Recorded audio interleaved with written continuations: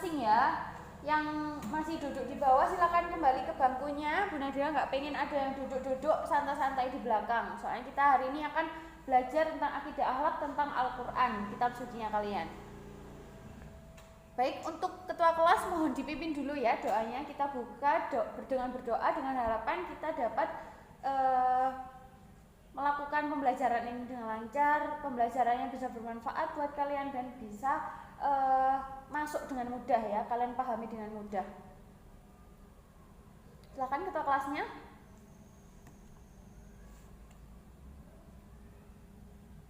Amin amin ya rabbal alamin. Oke, Bu Nadira absen dulu ya. Mana ini? Seperti biasa ya, yang laki-laki kalau dipanggil bilang hadir, kalau yang perempuan hadiroh. Nanti kalau ada temennya yang sakit atau tidak masuk, bilang keterangannya apa. Bagi yang belum masuk, sudah waktunya masuk tapi belum masuk, tapi anaknya di luar ya, seperti biasa di min 5 nilai rata-ratanya. Ahmad Aflahul Hakiki, Ahmad Fahrian, Alfiana Maulidah, alhamdulillah. Oke, masuk semua ya. Hari ini yang masuk ada 29 anak. Oke, nah ini kan kita akan belajar tentang Al-Quran ya, Al-Qurannya kalian gitu. Tolong salah satu anak nyalakan dulu ya, LCD-nya dulu.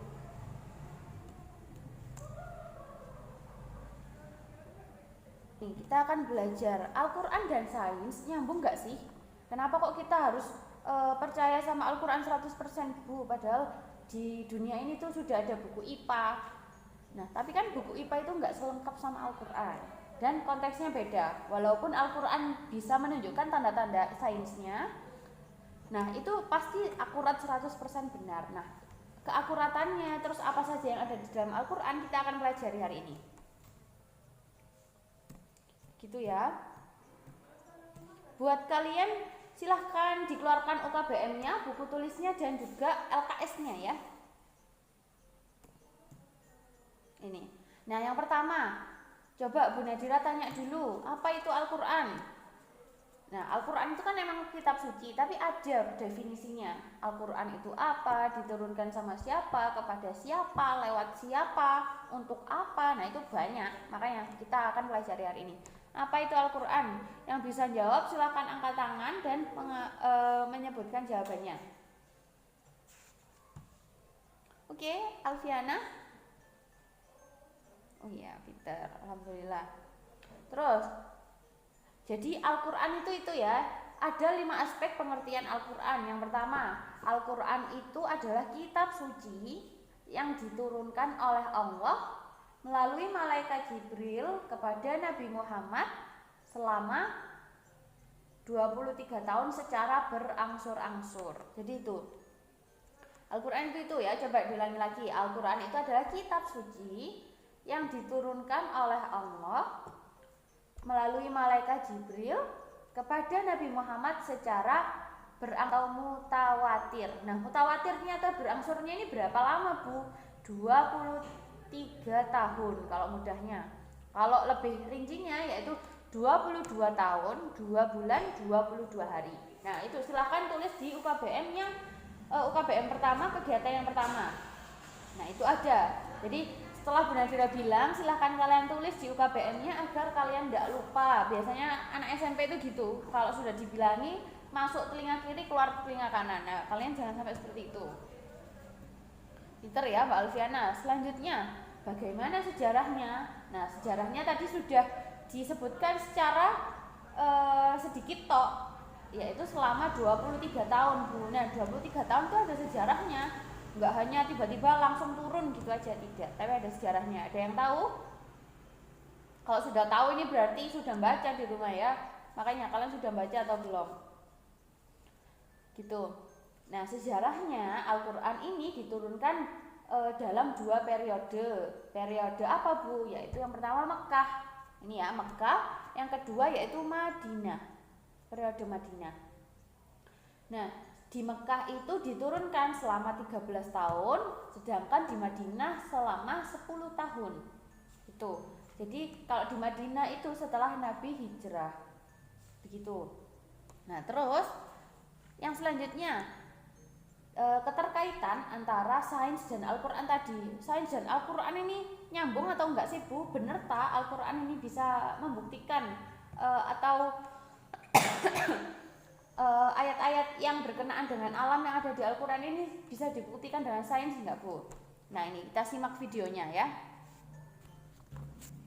Nah setelah kalian lihat videonya kan banyak ya ayat-ayat Allah tentang sidik jari, tentang api di dalam air, tentang dua macam air, dua jenis air yang bertemu dalam satu lautan tapi tidak bercampur. Nah itu tuh ada dalam Al-Quran, sudah diceritakan dari 1400 tahun yang lalu, tapi sudah terbukti dari sekarang. Nah Al-Quran Al-Ulama sudah mengabarkan tentang hal-hal sains itu, tapi pada zaman dulu kaumnya Nabi Muhammad itu tidak percaya, soalnya kan mereka kan hidupnya di area padang pasir ya, tidak dekat dengan lautan. Sedangkan ayat-ayat yang disebutkan itu kan ada beberapa yang lautan, jadi mereka nggak percaya, masuk ada air, dua jenis air yang bertemu tapi nggak bercampur. Nah mereka itu nggak bisa membayangkan, sehingga mereka nggak tahu, akhirnya mereka nggak percaya. Nah bukti-bukti kebenaran Al-Quran yang sudah kalian lihat di video tadi, coba kalian tuliskan di kegiatan yang pertama juga, yang di halaman ini ya, halaman 5. Nah ini yang 3.1.2 menunjukkan bukti-bukti kebenaran Al-Quran. Jadi yang tadi Bu Nadira tayangkan itu ada semua di sini ya, kalian tulis di sini. Contohnya kayak ini, kapalnya Nabi Nuh tadi surat apa, ayat berapa. Terus yang gambar yang di sebelahnya itu adalah gambar api yang ada dalam lautan, yaitu yang berupa lava tadi ini ya. Ini surat apa? Terus yang tentang sidik jari, Allah telah menjelaskan tentang sidik jari di surat apa, ayat berapa. Dan tentang Gunung Pelangi ini, yang gambar keempat pojok kanan yang bawah. Nah itu setelah kalian tulis ayatnya, kalian tulis hasil pengamatan kalian tentang gambar terkait bukti-bukti Al-Quran tersebut. Nah setelah kalian belajar ini kan berarti Al-Quran ini kan benar-benar mengabarkan tentang sesuatu yang bisa dibuktikan secara ilmiah. Berarti Al-Quran ini bohongan atau enggak? Enggak. Makanya dari itu, kalau ada orang yang tidak beriman kepada Al-Quran, padahal Al-Quran sudah terbukti secara ilmiah, berarti orang itu tidak bisa menerima Al-Quran. Belum ada hidayah dari Allah yang bisa masuk ke hatinya, padahal Al-Quran ini sudah bukti yang nyata diturunkan oleh Allah. Nah bisa kita katakan kalau tidak selengkap Al-Quran, tidak sesempurna Al-Quran, karena kitab-kitab yang sudah kita kenal sekarang itu adalah kitab karangan orang manusia biasa, bukan benar-benar wahyu dari Allah gitu loh. Makanya Al-Quran ini juga menjadi salah satu bukti kekuasaannya Allah, bukti kalau Allah itu memang benar adanya, tidak mengada-ada. Dan juga Al-Quran ini sudah terjaga dari 1400 tahun yang lalu sampai nanti di akhir zaman gitu. Jadi adanya pembuktian tentang kebenaran Al-Quran itu juga menjadi salah satu keistimewaan Al-Quran. Nah ini ya, jadi rangkumannya Al-Quran itu yang pertama nyata dan terjaga hingga akhir zaman nanti. Yang kedua diturunkan secara mutawatir. Mutawatir tadi apa? Pintar, berangsur-angsur selama 22 tahun, 2 bulan, 22 hari, pintar. Terus Al-Quran itu turun melalui malaikat Jibril.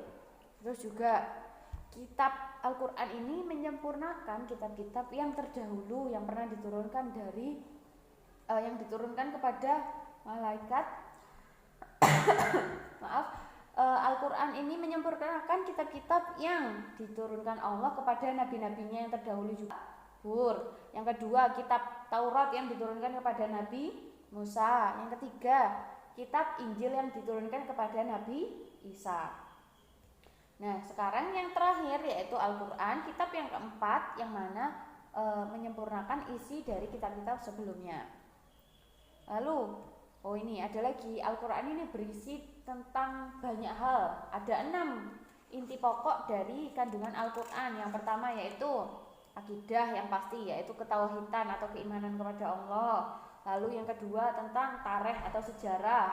tentang syariat yaitu tentang perundang-undangan, tentang fikih yaitu tata cara ibadah, dan masih banyak lagi.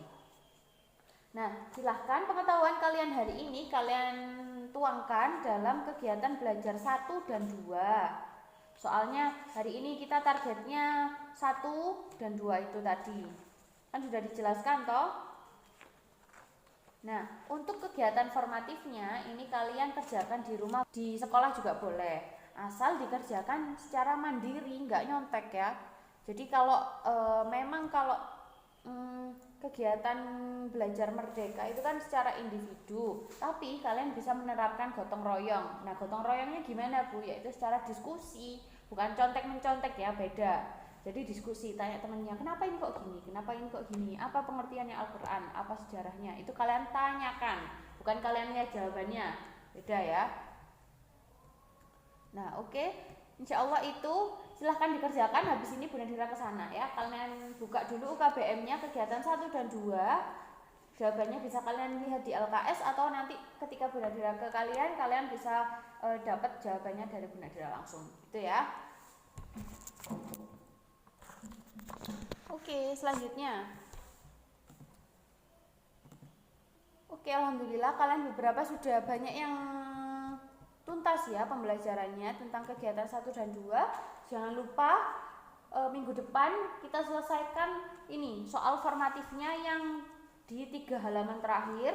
Setelah itu kalau yang sudah selesai kita tes langsung minggu depan, atau juga yang belum selesai kita tes di 2 minggu selanjutnya. Jadi gitu ya, biar pembelajaran kalian ini terpadu, nggak ada yang tertinggal, ada yang duluan. Nah itu Bu Nadira nggak mau, walaupun kurikulumnya merdeka, terus sistemnya SKS, kalian tetap bisa maju bersama-sama. Jadi kalian itu kalau bisa ya maju bareng, selesai bareng, jangan sampai ada temen yang ketinggalan, ada temen yang nggak mengerjakan. Nanti seperti biasa, yang nggak yang tidak selesai tepat waktu pasti nilainya beda sama teman-temannya yang sudah mengerjakan duluan. Maka dari itu dibiasakan untuk berlomba-lomba dalam kebaikan ya. Oke, tadi yang dapat min 5 ada 2 orang ya, soalnya telat ikut pelajarannya Bu Nadira. Oke, terima kasih atas perhatiannya. Mungkin dari kalian bisa menyimpulkan ya. Coba Bu Nadira panggil tadi yang min 5 biar nilainya nggak kurang banget ya. Coba Rizky Alfiansyah, coba sebutkan pengertian Al-Quran tadi apa? Ada 5. Yang pertama, kitab suci, pintar, turunkan oleh Allah. Melalui siapa? Malaikat Jibril, pintar. Yang selanjutnya, diturunkan pada Nabi Muhammad secara apa? Mutawatir. Oke. Selanjutnya, sejarah diturunnya Al-Quran, Fabian. Ya oke Fabian, coba sejarah diturunkannya Al-Quran dibagi 2, periode apa? Pintar, Mekah dan Madinah. Mekahnya selama berapa tahun? 13. Kalau di Madinah berapa tahun? Pintar, 10 tahun ya. Oke, itu ya. Alhamdulillah untuk kalian sudah berhasil memahami pembelajaran hari ini. Untuk yang ada yang dibingungkan atau ingin bertanya, bisa langsung ke kantor ya, ke tempatnya Bu Nadira, atau juga bisa via WA. Nanti nomornya Bu Nadira kasih ke ketua kelasnya. Oke, terima kasih. Jangan lupa untuk formatifnya dikerjakan. Minggu depan kita bahas bersama-sama. Terima kasih untuk kalian yang sudah memperhatikan pada hari ini. Semoga pembelajaran hari ini dapat kalian pahami, kalian terapkan dan bermanfaat untuk kalian di kehidupan sehari-hari. Oke, marilah kita tutup pelajaran hari ini dengan membaca doa kafaratul majelis dan juga hamdalah bersama-sama. Subhanakallahumma wa bihamdika asyhadu an la ilaha illa anta astaghfiruka wa atubu ilaik. Walhamdulillahirabbil alamin. Terima kasih atas perhatiannya. Wassalamualaikum warahmatullahi wabarakatuh.